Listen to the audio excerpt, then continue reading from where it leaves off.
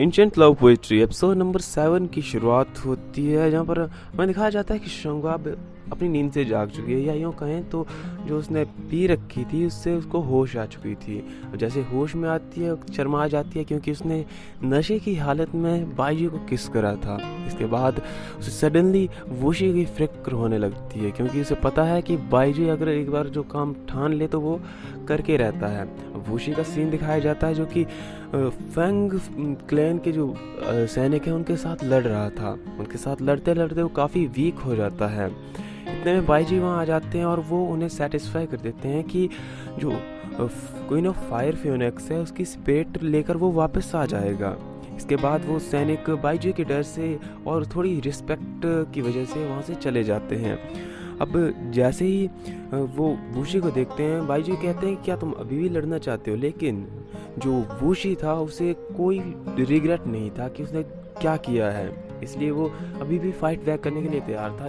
पर बाईजी अपनी फोर्स से एक इनविजिबल दायरा क्रिएट कर देते हैं जिसके अंदर वूशी कैद हो जाता है। इतने में शंगवा वहाँ आ जाती है। अब शंगवा बाईजी को रोकती है, लेकिन बाईजी अपने जो नियमों का पक्का था वो बताता है कि उन्होंने रूल तोड़ा है तो उन्हें पनिशमेंट भोगनी होगी। अब शंगवा कहती है कि मेरे पास एक और उपाय है।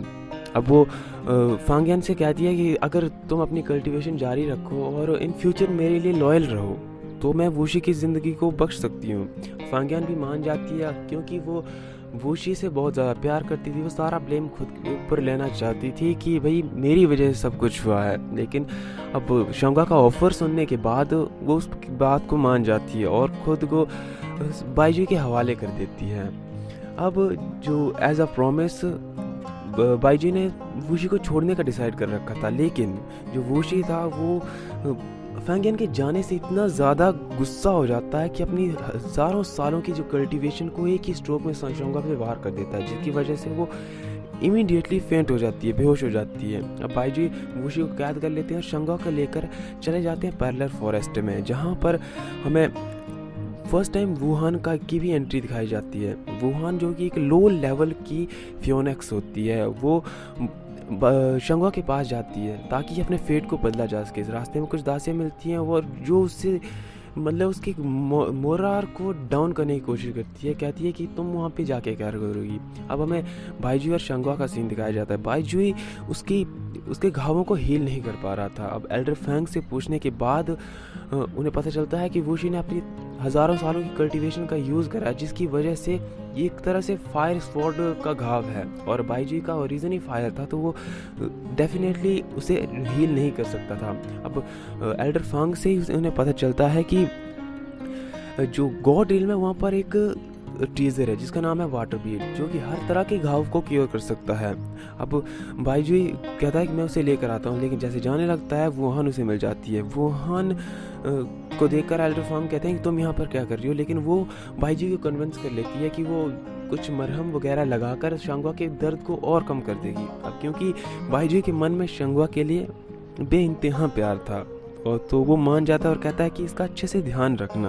अब बाईजी वहाँ से चले जाते हैं। एल्डर फैंग भी कहते हैं कि अगर मास्टर ने तुम्हें रिकॉग्नाइज कर लिया है तो तुम अब इनकी केयर करो।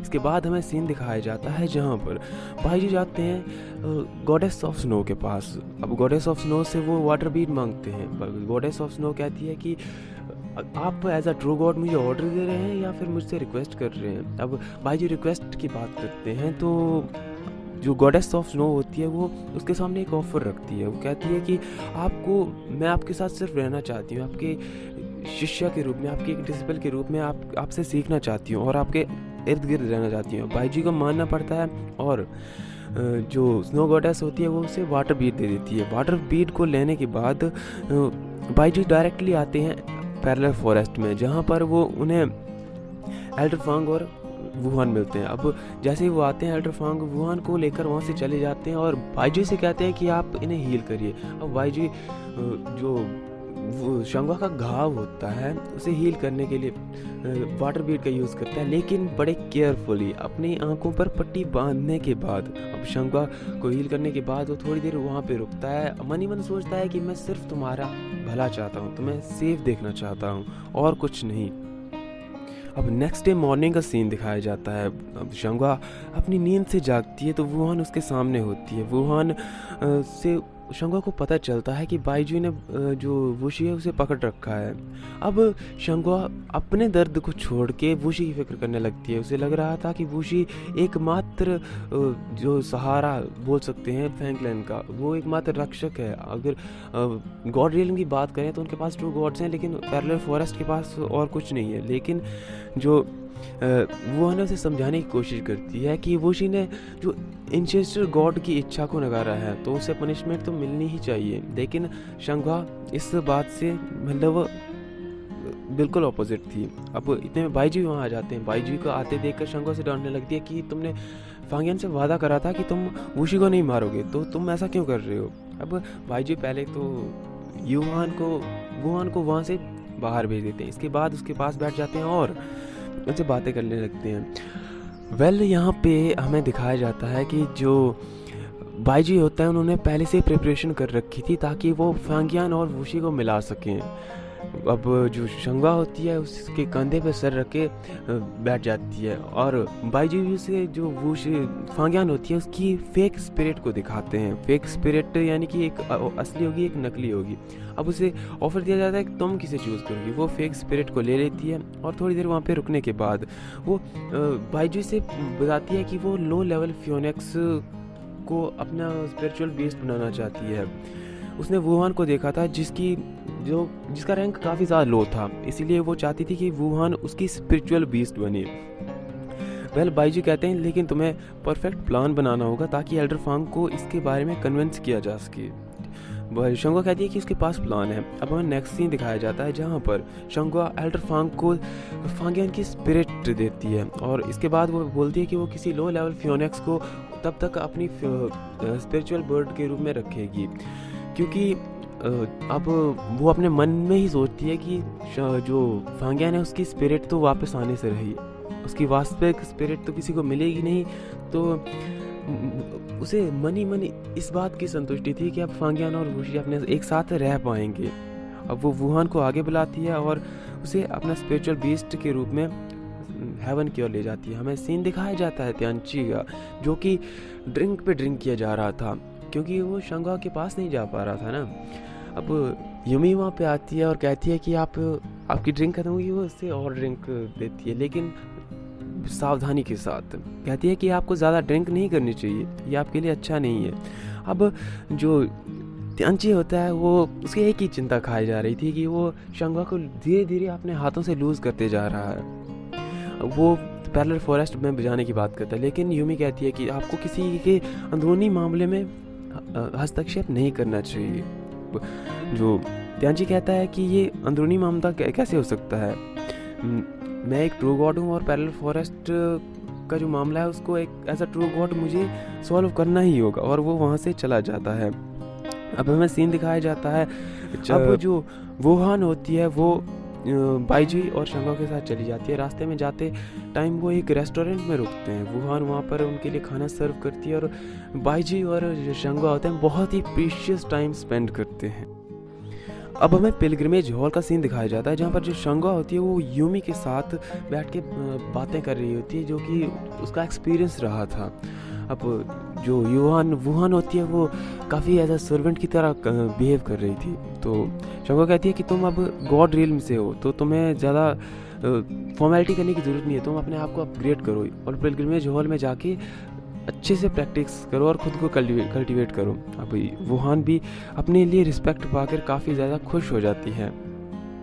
वहीं उनकी खुशियों पे पानी तब फिरता है जब काइलिन न्यूज़ देता है कि जो स्नो गॉडेस है वो चांगवांग हॉल में घूम रही है। अब जो शंगवा होती है वो चांगवांग हॉल में चली जाती है। वहाँ जाने के बाद उससे पता चलता है कि बाइजुई ने जो स्नो गॉडेस है उसे एज अ डिसिप्लिन एक्सेप्ट करा था। अब उन दोनों में काफ़ी बहस होने लगती है जिसकी वजह से शंगवा को गुस्सा आ जाता है और जब वो बहुत ज़्यादा एंग्री हो जाती है तो एंसेस्टर स्वॉर्ड अपने विराट रूप में आ जाती है और एक अल्टीमेट पावर रिलीज होती है जिससे देखकर काइलिन भी आना था। इतने में बाइजी वहाँ आ जाते हैं। अब जो शंगवा होती है उसे एक्सप्लेन करने को कहती है तो बाइजी कहते हैं कि वाटर बीट। अब ये बात सुनते ही शंगवा शांत हो जाती है और वापस चली जाती है। वापस जाने के बाद वो काफ़ी ज़्यादा गुस्से में थी। वुहान उसे समझाने की कोशिश करती है कि मास्टर बाइजुई ने सिर्फ एक शिष्या हायर करी है, उन्होंने शादी तो नहीं करी है ना। लेकिन जो शंगुआ है उसे बहुत ज़्यादा गुस्सा आया था। अब इसके माइंड में एक आइडिया आता है और हमें नेक्स्ट डे का सीन दिखाया जाता है जहाँ पर जो स्नो गॉडेस होती है वो चंगोंग हॉल में वेट कर रही थी शंगुआ का, लेकिन वो आ नहीं रही थी। उसे लग रहा था कि वो नहीं आएगी, लेकिन इतने में शंगुआ वहाँ पे आ जाती है और अपने साथ क्या लाती है, बहुत सारी किताबें। अब वो इतना ज़्यादा लिटरेचर लाती है और कहती है कि मैंने सारा कुछ पढ़ लिया, आपको इसको पढ़ने की ज़रूरत है। लेकिन उसे नहीं पता था कि जो स्नो गॉडेस है उसने ऑलरेडी ये सब कुछ पढ़ लिया है। अब वो कहती है कि ये तो ब्रांड न्यू किताबें हैं, मुझे नहीं लगता कि मास्टर शांगुआ ने इसे पढ़ा होगा। अब जो भाई जो होता है उनका टेस्ट लेता है। टेस्ट में जो शंगुआ की चालाकी देखो, उसने एक तरह से इनविजिबल इयरिंग पहन रखे थे जिसके थ्रू जो यूमी और वुहान की आवाज़ को वो सुन सकती थी और उसकी आवाज़ यूमी और वुहान सुन सकते थे। जैसे भाई जी क्वेश्चन पूछते वो थोड़ी देर रुकती और उसके बाद जो यूमी से रिस्पॉन्स आता है उसके थ्रू वो अपना जवाब दे देती थी।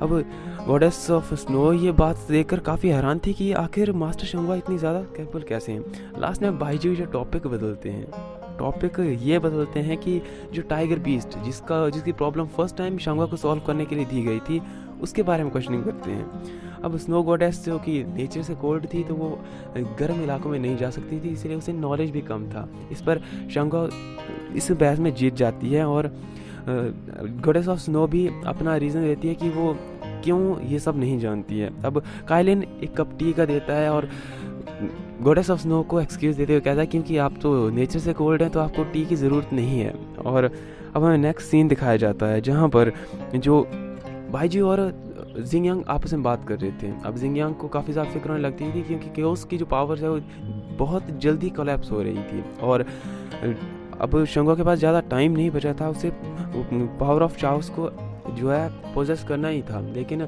भाई जो कहता है कि वो रिकवर तो हो रही है लेकिन इतनी भी जल्दी नहीं कि जितना आप बता रहे हैं। अब वो इसके उपाय ढूंढने की बात करते हैं। नेक्स्ट सीन हमें दिखाया जाता है जहाँ पर बाइजू नीदर वर्ल्ड में जाते हैं। नीदर वर्ल्ड में के गेट के अंदर जो वो जैसे क्रॉस करते हैं उसे वहाँ पे ओल्ड गॉड ऑफ केओस मिलते हैं। अब वहाँ पे उसे डाइसाइड फ्लावर भी देखने को मिलते हैं जो कि पावर ऑफ केओस को की हवा को रिलीज़ कर रहे थे।